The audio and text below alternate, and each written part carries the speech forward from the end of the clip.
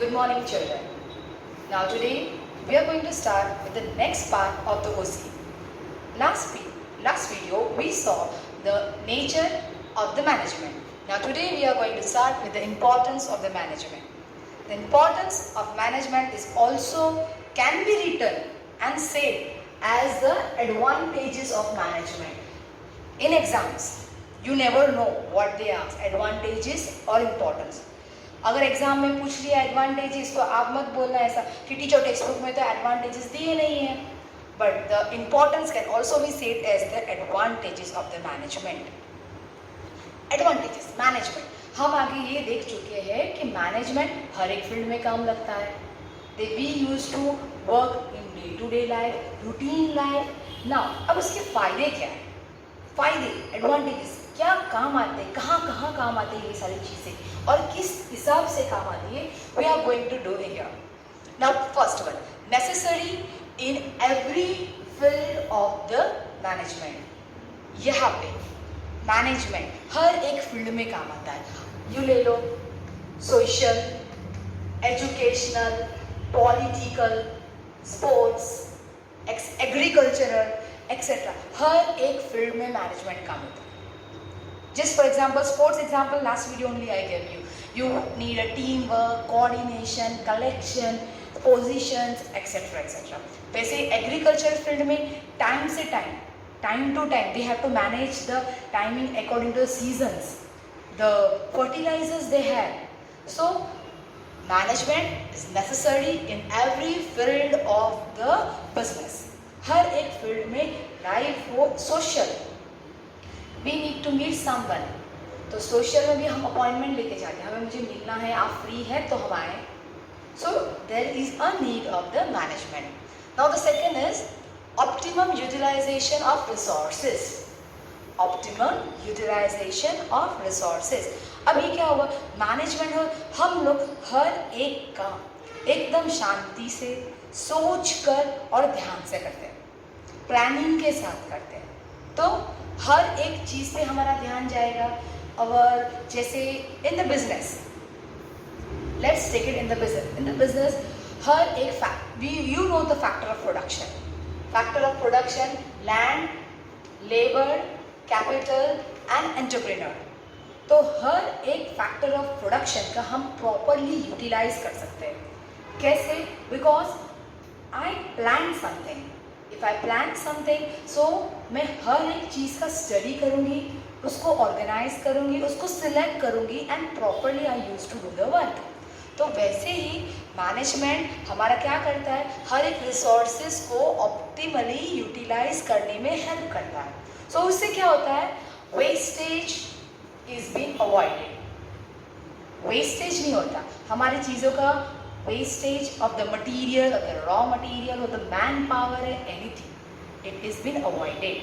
So हम यहाँ पे क्या चीज़ देखेंगे, optimum utilization of resources में दो चीज़ देखेंगे. One, it helps us to manage capital, labor, land, entrepreneur. That means factor of production. And second point can also be said as that avoid us for the wastage of the things. Clear? Now the next is accomplishment of objectives. हमारे सारे utilise resources को utilise हो पा रहे हैं, हम सब कुछ प्रॉपरली यूज कर रहे हैं. तो ये क्या हो गया, मेरा ऑब्जेक्टिव कंप्लीट हो रहा है. It helps me to achieve my objective with minimum cost and time. कि हर एक चीज़ मैं यूटिलाइज कर रही हूँ, प्लान कर रही हूँ, सोच समझ के कर रही हूँ, तो मेरा ये पॉइंट ऑटोमेटिकली अचीव हो जाता है, accomplishment of objectives. Now the fourth is useful of success of the business. हमारे बिजनेस के सक्सेस के लिए मैनेजमेंट बहुत अच्छा है. ऐसा बोल सकते हैं ना, अच्छा मैनेजमेंट हो, अच्छा मेरा स्टाफ हो, अच्छा मैनेज हो, तो मेरे बिजनेस को वो आगे लेके जा सकते हैं. मगर मेरा स्टाफ अच्छा ना हो, सपोर्टिव ना हो, तो मैं अकेला बिजनेस किसके साथ चलाऊंगा. If no one is there to support me to do my work, तो मैं कैसे सक्सेस रहूँगी. So it is necessary that for the success of the business, management is useful. अगर मैनेजमेंट चाहे ना, for example small scale industries को हम big scale industry में कन्वर्ट कर सकते हैं। छोटी सी इंडस्ट्री स्टार्ट की, छोटा सा बिजनेस मैंने स्टार्ट किया, आज मैं कहाँ से कहाँ पहुँच गया, किसके हिसाब से? Why this happens? Only for doing और बीइंग अ गुड मैनेजमेंट। मैं अगर अपने बिजनेस का मैनेजमेंट ठीक से कर रहा हूँ तो मैं सक्सेस पे लेके जा सकता हूँ। और अगर मुझे सक्सेस मिल रही है, अगर मुझे सक्सेस मिल रही है तो मेरा नेक्स्ट पॉइंट उससे related increase in job opportunity. मेरा सक्सेस हो रहा है, मेरा बिजनेस डेवलप्ड हो रहा है, तो मैं लोगों को अपॉइंटमेंट मिल रहे हो। So it can be say that I have the effective management, so I need an effective staff, expertise staff. मुझे लोग चाहिए, मेरा सक्सेस हो रहा है, मेरा एक्सपांड हो रहा है बिजनेस। सो मैनेजमेंट क्या करता है? एक अच्छा मैनेजमेंट, एक एफिशिएंट मैनेजमेंट बिजनेस को जॉब अपॉर्चुनिटी देता है। बट उसके ही सामने इनएफिशिएंट अगर मेरा मैनेजमेंट हो तो वही बिजनेस को डुबा सकता है, बंद कर सकता है। So management here increase the job opportunities. अब मेरे रिसोर्सेज अच्छे से यूज हो रहे हैं, मेरे ऑब्जेक्टिव्स अचीव हो रहे हैं, फिर मेरा बिजनेस सक्सेस हो रहा है, देन मुझे जॉब अपॉर्चुनिटी मिल रही है, मेरी कंपनीज में जॉब अपॉर्चुनिटीज हो रही है, तो ये क्या हो गया? Ultimately increase in the profit. मेरा बिजनेस प्रॉफिट की तरफ जा रहा है। अगर मेरा बिजनेस प्रॉफिट में है तो ही तो मेरा सक्सेस दिखाई देगा, एक्सपांशन हो पाएगा, तो ही तो मैं लोगों को अपॉइंट करने वाला हूँ, वरना मैं अपॉइंट कैसे करूँगा? मेरे ऑब्जेक्टिव्स एकम्पलिश्ड हो रहे हैं, मेरे अचीव हो रहे हैं। सो अल्टीमेट रिजल्ट मेरा क्या हुआ? Increase in profit. तो ये मेरा एडवांटेज हो गया, मेरा बिजनेस का प्रॉफिट इंक्रीज हो रहा है due to the good management. Now the next is social benefit. Social benefit, social business कौन करते हैं? हम ह्यूमन बींग्स। ह्यूमन बींग्स किससे रिलेटेड होते हैं? सोसाइटी से। बिजनेस से रिलेटेड हम होते हैं, हम सोसाइटी से रिलेटेड होते हैं। तो क्या हो गया? Business is related directly to the society. हम प्रोडक्शन करते हैं, प्रोडक्ट को मैन्युफैक्चर करते हैं, राइट? प्रोडक्ट को मैन्युफैक्चर करते हैं, तो प्रोडक्ट को मैन्युफैक्चर करके कहाँ पे सेल करेंगे? सोसाइटी में सेल करेंगे। उनको कुछ चीज़ की डिमांड है कि I want XYZ product, I want the variety of that product, तो वो क्या हो गया? हम लोग वो उसको उनको सेटिस्फैक्शन देंगे बाय क्रिएटिंग दैट प्रोडक्ट। तो ये क्या हो गया? Social benefit. Business social benefit देगा अगर एक अच्छा बिजनेस हो, मैनेजमेंट उसका अच्छा हो, तो बिजनेस को सोशली बेनिफिट हो सकता है। Clear? Now the next is national motive. Business का एक नेशनल मोटिव होता है, हम लोग प्रॉफिट अर्न करते हैं, इनकम अर्न करते हैं, उसके सामने हम टैक्स भी पे करते हैं। सो अच्छा मैनेजमेंट, अच्छा बिजनेस पूरी सोसाइटी को डेवलप करेगा। हम अपने बिजनेस के डेवलपमेंट के साथ सोसाइटी भी डेवलप होती है, उनका स्टैंडर्ड ऑफ लिविंग है, उनका कॉस्ट ऑफ वे है, उनका वे ऑफ वेरिंग्स है, चॉइसेस है, एवरीथिंग डेवलप्स। और over and all national motive is been achieve. एक तो नेशनल इनकम जनरेट हो रहा है, जॉब अपॉर्चुनिटीज होने से क्या होता है? पर कैपिटा इनकम इंक्रीज होता है, and finally per capita income increase हो रहा है, नेशनल इनकम इंक्रीज हो रहा है, स्टैंडर्ड ऑफ लिविंग इंक्रीज हो रहा है। तो क्या हो रहा है? National motive is been achieved of the business. So ये क्या थे हमारे इम्पॉर्टेंस और we can say that advantages of the business. Revise कर लेते हैं एक बार। See necessary in every field, हर एक फील्ड में काम होता है। Resource, ultimate utilization of resources, हर एक जगह पे हम लोग यूटिलाइज करते हैं। अकम्पलिशमेंट ऑफ ऑब्जेक्टिव्स, हमारे ऑब्जेक्टिव्स क्रिएट होते हैं। Usefulness of the success of the business, management business को सक्सेस करने के लिए यूज होते हैं। Then increase in job opportunity, हमारे सक्सेस हो रहा है, जॉब अपॉर्चुनिटीज आ रही है। Increase in profit, social benefit and national motive is been achieved. So ये थे हमारे importance of the management. Now next topic is are management as an science, art, profession. ये भी हम लोग कहाँ पे कर चुके हैं? Business, science, art and profession 11th standard में हो चुका है। So this is just a simply a revision for this. Now management is a science, science में क्या होता है हमारा, साइंस में हमारे रूल्स एंड रेगुलेशंस होते हैं, एक सिस्टमेटिक पैटर्न होती है कि हमें स्टेप बाय स्टेप ऐसे ही काम करना है। तो क्या हुआ, systematic pattern, rules and regulation. फिर हमारा होता है साइंस में cause and effect relationship, cause and effect relationship होता है हमारा, ये चीज़ होगा तो उसका आंसर यही होगा। तो वैसे ही सेम इन द मैनेजमेंट एक सिस्टमेटिक पैटर्न फॉलो होती है। मैनेजर अपॉइंट होते हैं, वो प्लान करते हैं, ऑर्गेनाइज करते हैं, उसको कंट्रोल करते हैं, कैसे काम करना होता है। सो एक सिस्टमेटिक पैटर्न हमें यहाँ पे भी दिखने को मिलेगी। So we can say that it is an science. Now science by for science, George R. Terry says that science teaches one to know.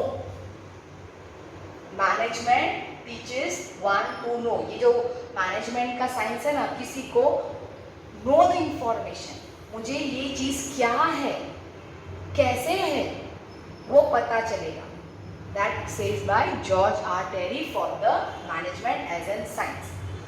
Now, management is an art. Art science तो मुझे पता है, systematic formula से मुझे equation करना है, solve करना है, बट प्रैक्टिकल लाइफ में जो बुक में है वो ज़रूरी नहीं है कि वही चीज़ हमारी लाइफ में आएगा। सो प्रैक्टिकली थोड़ा जनरल नॉलेज भी होना चाहिए, स्किल्स होने चाहिए हमारे पास कि हाँ, बुक में मुझे ये सिस्टमेटिक मेथड से लर्न करना है, ये चीज़ मुझे पता है कि ये एग्जाम में आएगा, बट उसको स्किलफुली कैसे लर्न करूँ वो मेरे ऊपर है। हर एक को ये आंसर लर्न बाय हार्ट नहीं होता। क्यों नहीं होता?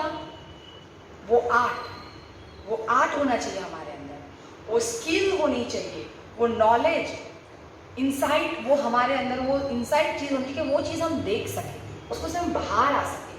हाउ टू रिकॉग्नाइज, अगर कोई सिचुएशन आ गई तो उसमें से बाहर कैसे निकले, पूरा रफ करके बंद करके छोड़ तो नहीं देना हम लोग को, तो वो चीज़ें बाहर कैसे निकलेंगी। That shows us management is an art. By George Terry he says that art teaches one to do, कैसे करना है, पढ़ लिया है पर उसको लिखना कैसे है, वो आर्ट दिखाएगा, वो हमारे अंदर की एक आर्ट होगी जो हमें बताएगा। सो it is also art teaches one to do. Now the third one is management is a profession. Management is a profession. Profession में क्या होता है? एक्सपर्टाइज होते हैं, स्पेशलाइज नॉलेज होता है। हम लोग एक मैनेजमेंट में अगर आप देखो तो managers are been appointed. Managers कौन होते हैं? जो MBA किए हुए थे। एक होता है जो स्पेशली नॉलेज पढ़ाई होती है मैनेजमेंट के लिए, जैसे IIM हमारे पढ़ाई ही होती है फॉर द स्पेशल में। ह्यूमन रिसोर्स मैनेजमेंट वो हमारा सब्जेक्ट है, प्रोडक्शन मैनेजमेंट वो करना होता है। तो हर एक में स्पेशलाइज्ड पर्सन होता है, जैसे CA है, डॉक्टर्स है, लॉयर्स है। वो लोग कौन है? Personalize, professionally skill, specialized in the particular subject. That is called as management is a profession.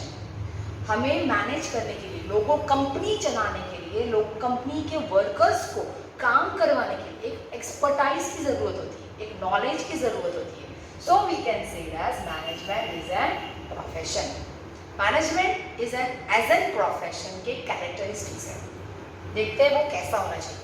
First one, required of special knowledge. एक प्रोफेशनल बंदे को स्पेशल नॉलेज होना चाहिए। जैसे मैंने एग्जांपल अभी दिया IIM का, बहुत सारी एजुकेशनल रिसर्चेस होती है, एजुकेशनल मेथड्स होती है, जिससे हम लोग पढ़ सकते हैं और अपने आप को स्पेशलाइज नॉलेज इंक्रीज कर सकते हैं।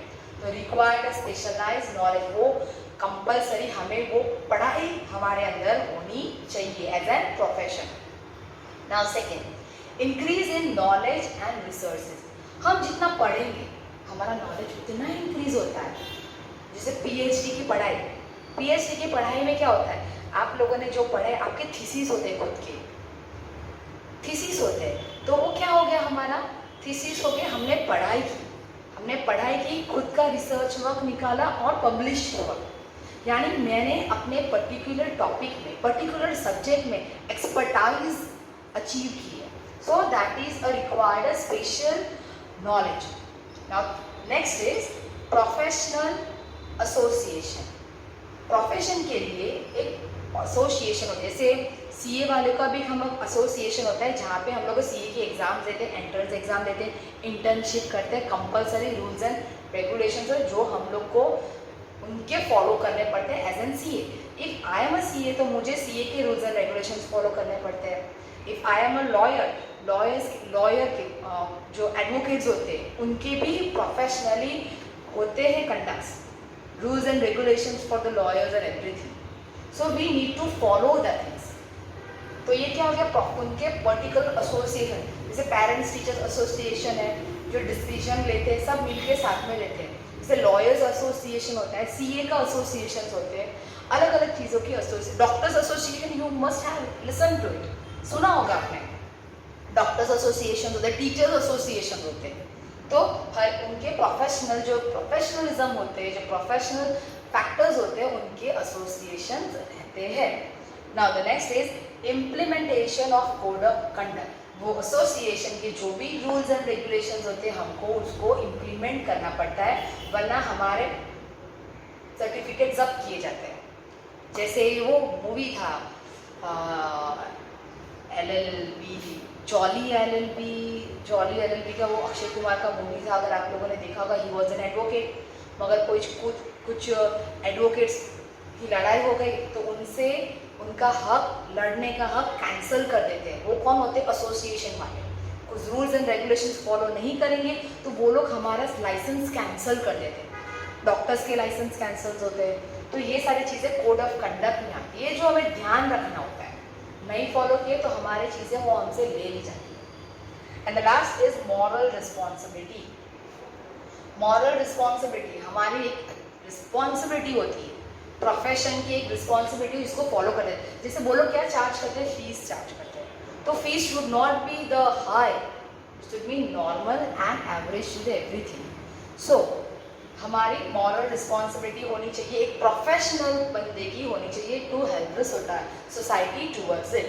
सो हमारे ये कैरेक्टरिस्टिक्स हो गए of the profession, management as a profession, required of the special knowledge, increase in the knowledge and research work, professional association होता है और जिसका हमें इम्प्लीमेंट करना पड़ता है कोड ऑफ कंडक्ट, और ये सारे रिस्पॉन्सिबिलिटी हमारी मॉरल रिस्पॉन्सिबिलिटी।